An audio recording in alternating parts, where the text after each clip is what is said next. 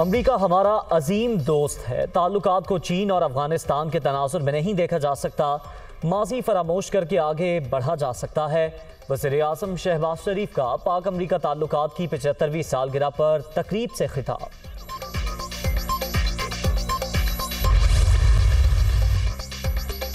मरियम नवाज और captain retired Safdar Avenfield reference में बरी। नून लीग की नायब सदर की 7 साल और उनके शौहर की 1 साल कैद की सजा कलअदम। नाअहली भी खत्म। इस्लामाबाद हाई कोर्ट ने महफूज फैसला सुना दिया। और मरियम नवाज के खिलाफ मुकदमात बेबुनियाद थे। अल्लाह ने हक और सच पूरी कौम को दिखा दिया। मैंने अपना फैसला भी खुदा पर छोड़ा था। नवाज शरीफ के लंदन में मीडिया से गुफ्तगू।